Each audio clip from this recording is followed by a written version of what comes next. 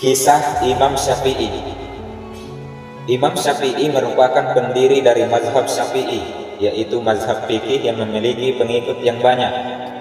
Imam Syafi'i adalah satu-satunya imam mazhab dari keturunan Bani Muttalib yang nasabnya tersambung sampai Rasulullah SAW melalui Abdul Manaf. Imam Syafi'i memiliki nama lengkap Muhammad bin Idris bin Abbas bin Utsman. Beliau lahir di Gaza, Palestina pada tahun 150 Hijriah.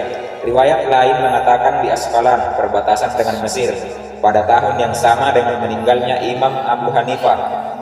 Beliau dilahirkan dalam keadaan yatim, diasuh dan dibesarkan oleh ibunya dalam kondisi serba kekurangan. Sejak kecil beliau sudah tekun dalam belajar menuntut ilmu yang diawali dengan membaca, menulis, dan menghafal Al-Quran. Terbukti ketika beliau berusia 7 tahun dikenal sebagai murid yang sangat cerdas. Sehingga pada usia 7 tahun beliau sudah mampu menghafal Al-Quran dengan lancar. Setelah itu kemudian beliau pergi ke kampung Bani Huzail untuk mempelajari sastra Arab dari Bani Huzail yang dikenal harul bahasanya. Sampai pada akhirnya beliau bertemu dengan Muslim bin Khalid Az-Zanji yang wafat pada tahun 179 Hijriah, menyarankan beliau agar mempelajari ilmu fikih. Imam Syafi'i sebelum berguru kepada Imam Malik, beliau belajar kepada Muslim bin Khalid Az-Zanji. Ketika berada di Mekah, beliau juga berguru pada Sufyan bin Uyainah, salah seorang ahli hadis di Mekah. Imam Syafi'i mengatakan, kalau bukan karena Malik dan Sufyan, maka akan hilanglah ilmu Hijaz. Di usianya 10 tahun, Imam Syafi'i sudah hafal kitab Al-Muwatta karya Imam Malik. Ketika menginjak usia 13 tahun, bacaan Al-Quran beliau sudah fasih, bahkan sangat merdu dan mampu membuat pendengarnya menangis terseduh-seduh. Pada usia ke-15 tahun inilah beliau sudah diperbolehkan oleh gurunya untuk memberi fatwa di Masjidil Haram. Ketika usianya 20 tahun, Imam Syafi'i ingin berguru langsung kepada Imam Malik bin Anas, pengarang kitab Al-Muwatta di Madinah. Niat beliau untuk belajar menuntut ilmu kepada Imam Malik banyak dari berbagai kalangan yang mendukungnya seperti Gubernur Mekah. Pada tahun 163 Hijriah, Imam Syafi'i berangkat ke Madinah untuk berguru kepada Imam Malik bin Anas. Beliau merupakan seorang ahli hadis, pakar fikih di Madinah yang wafat pada tahun 179 Hijriah. Sesampainya Imam Syafi'i di Madinah, dengan diantar oleh Gubernur Madinah, beliau mendatangi rumah Imam Malik. Awalnya Imam Malik kurang suka karena dengan adanya surat pengantar dalam urusan menuntut ilmu. Tetapi setelah Imam Syafi'i berbicara dan mengemukakan keinginannya yang kuat untuk belajar, dan beliau menyampaikan dirinya telah menghafal Al-Quran dan kitab karangan Imam Malik, setelah mendengar itu Imam Malik bin Anas pun menjadi kagum dan akhirnya menerima Imam Syafi'i menjadi muridnya. Setelah itu, kemudian Imam Syafi'i menjadi murid kesayangan Imam Malik, bahkan dipercaya untuk mewakili Imam Malik membacakan kitab Al-Muwatta kepada para jamaah pengajian Imam Malik. Semasa belajar, Imam Syafi'i tinggal di rumah Imam Malik. Imam Syafi'i sebagai ulama yang terus akan haus tentang keilmuan agama, beliau kemudian meminta izin kepada Imam Malik untuk melanjutkan belajar ke Irak, memperdalam ilmu fikih dari penduduk Irak, yaitu dengan murid-murid Imam Abu Hanifah. Imam Malik pun mengizinkan dan memberikan uang saku sebesar 50 dinar kepada Imam Syafi'i. Sesampainya di Irak, Imam Syafi'i menjadi tamu Imam Muhammad Al-Hasan, murid Imam Abu Hanifah. Beliau banyak berdiskusi dan mempelajari kitab-kitab mazhab Hanafi yang dikarang oleh Muhammad Al-Hasan dan Abu Yusuf. Tak hanya berhenti di Irak, proses pengembaraan Imam Syafi'i semasa menuntut ilmu, sekitar 2 tahun berdiam di Irak, beliau meneruskan pengembaraannya dalam menuntut ilmu ke Persia, Anatolia, Hira, Palestina, dan Ramlah. Di setiap kota yang dikunjungi Imam Syafi'i, beliau mengunjungi ulama-ulama setempat, melakukan diskusi, mempelajari ilmu dari mereka, dan mempelajari adat istiadat budaya setempat. Setelah bermukim 2 tahun di Irak dan 2 tahun mengembara berkeliling ke negeri-negeri Islam, akhirnya Imam Syafi'i kembali ke Madinah dan disambut penuh haru oleh gurunya, yaitu Imam Malik bin Anas. Kemudian Imam Syafi'i selama 4 tahun lebih tinggal di rumah Imam Malik dan membantu gurunya dalam mengajar sampai meninggalnya Imam Malik pada tahun 179 Hijriah. Setelah itu, Imam Syafi'i kembali melanjutkan pengembaraannya menuntut ilmu ke Mesir. Berangkatnya beliau ke Mesir yakni ingin mempelajari ilmu fikih Imam Lais bin Sa'ad mufti Mesir. Namun Imam Lais bin Sa'ad pada waktu itu sudah meninggal dunia, maka beliau mempelajari fikih Imam Lais melalui murid-muridnya dan berguru dengan ulama wanita bernama Sayyidah Nafisah. Di Mesir inilah beliau menuliskan fatwa-fatwa qaul jadid, pendapat barunya.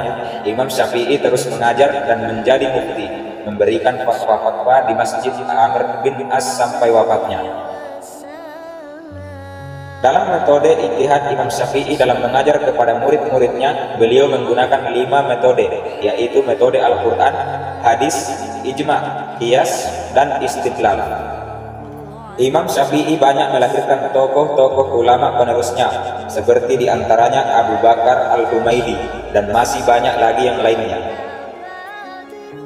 Dalam buku Mengenal Lebih Dekat Mazhab Syafi'i, karya Muhammad Ajib dijelaskan, Imam Syafi'i memiliki sanad keilmuan yang tersambung sampai Rasulullah SAW. Imam Nawawi yang merupakan salah satu dari ahli kalangan mazhab Syafi'i pernah mengatakan Imam Syafi'i memiliki guru yang sangat banyak. Di antara guru Imam Syafi'i yang paling masyhur adalah Imam Malik, Imam Sufyan bin Uyainah, dan Imam Muslim bin Khalid Az-Zanji. Adapun guru beliau yang bernama Imam Malik merupakan murid dari Rabi'ah bin Abdurrahman dari Anas bin Malik. Imam Malik juga merupakan murid dari Nabi bin Ibnu Umar, yang mana kedua sahabat Nabi tersebut belajar langsung dari Rasulullah SAW. Sedangkan guru beliau yang bernama Imam Sufyan bin Uyainah adalah murid dari Amr bin Dinar dari Ibnu Abbas dan Ibnu Umar dari Rasulullah SAW. Guru beliau yakni Imam Muslim bin Khalid Az-Zanji adalah murid dari Ibnu Juraid dari Atha bin Abi Rabah dari Ibnu Abbas. Ibnu Abbas juga mengambil ilmu dari Umar bin Khattab dan Zaid bin Sabit, sehingga secara sanad seluruh guru Imam Syafi'i mengambil ilmu langsung bersumber kepada Rasulullah SAW. Imam Syafi'i adalah orang pertama yang menyusun sistematika, perumus, dan yang mengkodifikasikan ilmu usul fikih melalui kitabnya Kitab Ar-Risalah. Beliau menerangkan cara-cara istinbat, pengambilan hukum dari Al-Quran dan hadis, menerangkan mukasis nas yang mujmal, menerangkan cara mengkompromikan dan mentarjih nas-nas yang secara lahirnya saling bertentangan, menerangkan kehujahan ijma', qiyas, dan sebagainya. Imam Syafi'i juga melakukan penilaian terhadap metode ikhtisan Imam Abu Hanifah, metode maslahah mursalah Imam Malik, dan praktek penduduk Madinah yang dipakai oleh Imam Malik. Sepeninggal Imam Malik, ketika itu beliau berusia 29 tahun, maka tidak ada lagi orang yang membantu keperluan beliau. Atas pertolongan Allah Subhanahu wa Ta'ala, pada tahun itu juga datang wali negeri Yaman ke Madinah yang mengetahui bahwa Imam Malik bin Anas telah wafat dan mengetahui tentang salah seorang muridnya yang cerdas dan ahli, yaitu Imam Syafi'i. Wali negeri Yaman mengajak Imam Syafi'i ikut ke Yaman untuk menjadi sekretaris dan penulis istimewanya. Di Yaman, Imam Syafi'i juga masih terus belajar, terutama kepada Imam Yahya bin Hasan. Di sana beliau juga banyak mempelajari ilmu firasat yang pada saat itu sedang marak dipelajari. Pada waktu itu, Yaman merupakan salah satu pusat pergerakan kaum Alawiyin yang berusaha memberontak terhadap kekuasaan Bani Abbas. Berdasarkan laporan mata-mata khalifah, maka beberapa tokoh orang-orang Alawiyin dan termasuk juga Imam Syafi'i ditangkap dan dibawa ke Baghdad untuk diinterogasi oleh Khalifah Harun ar-Rasyid. Setelah diinterogasi dan berdialog dengan Khalifah Harun ar-Rasyid, beliau dibebaskan dari segala tuduhan, sedangkan semua orang-orang Alawiyin dibunuh oleh Khalifah. Setelah dibebaskan, Imam Syafi'i sempat beberapa lama tinggal di Baghdad dan menuliskan fatwa-fatwa qaul qadim. Selama di Baghdad, pemuda Ahmad bin Hanbal berguru kepada beliau mempelajari ilmu fikih. Pada sekitar tahun 200 Hijriah, Abbas bin Abdullah diangkat menjadi gubernur Mesir. Gubernur Mesir yang baru tersebut mengajak Imam Syafi'i ikut ke Mesir untuk dijadikan qadli sekaligus mufti di Mesir. Maka akhirnya Imam Syafi'i tinggal di Mesir bersama sang gubernur. Walaupun aktif dalam dunia intelektual, Imam Syafi'i juga menjalani hidupnya sebagai seorang suami dan ayah. Hal ini tentu berbeda dengan beberapa ulama lain yang rela tidak menikah selamanya demi bisa hidup di jalan intelektual. Imam Syafi'i menjalani perannya sebagai suami dan kepala keluarga dengan baik. Imam Syafi'i menikah bukan pada umur yang ke-20-an. Saat menikah, Imam Syafi'i saat itu hampir memasuki usia kepala 3. Perempuan yang ia nikahi bukanlah perempuan sembarangan. Ia menikahi seorang muslimah mulia yang merupakan keturunan Utsman bin Affan, sang khalifah ketiga. Perempuan itu bernama Hamdah binti Nafi bin Anbasah bin Amr bin Utsman bin Affan. Pernikahannya ini dilangsungkan setelah wafatnya Imam Malik bin Anas, guru Imam Syafi'i. Dari pernikahan Imam Syafi'i dan Hamdah binti Nafi, keduanya dikaruniai 3 orang anak, 1 putra dan 2 orang putri. Putra pertamanya bernama Abu Utsman Muhammad bin Idris. Abu Utsman mewarisi kealiman sang ayah, sehingga ia pernah diangkat menjadi hakim di kota Halab di Syam. Sedangkan putri kedua dan ketiga mereka bernama Fatimah dan Zainab.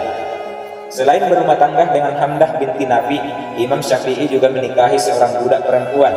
Dari pernikahan ini, ia dikaruniai seorang putra yang diberi nama Abu Al-Hasan Muhammad bin Idris Asy-Syafi'i. Namun sayang, Abu Al-Hasan masih amat belia ketika Imam Syafi'i menutup usia, sehingga ia tumbuh sebagai anak yatim.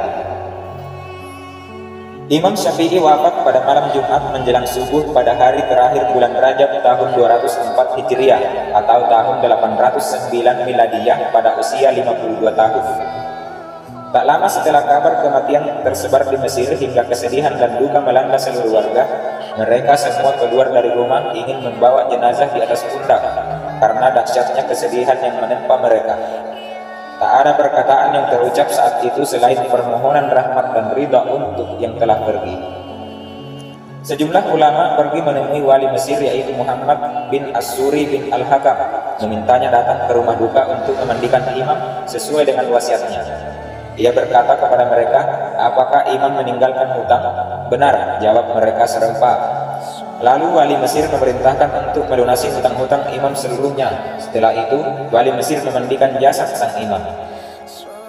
Jenazah Imam Syafi'i diangkat dari rumahnya melewati jalan Al-Fustat dan pasarnya hingga sampai ke daerah Darbi As-Siba, sekarang jalan Sayyidah An-Nafisah, dan Sayyidah Nafisah meminta untuk memasukkan jenazah imam ke rumahnya. Setelah jenazah dimasukkan, dia turun ke halaman rumah kemudian salat jenazah dan berkata, "Semoga Allah merahmati Asy-Syafi'i, sungguh ia benar-benar berwudu dengan baik."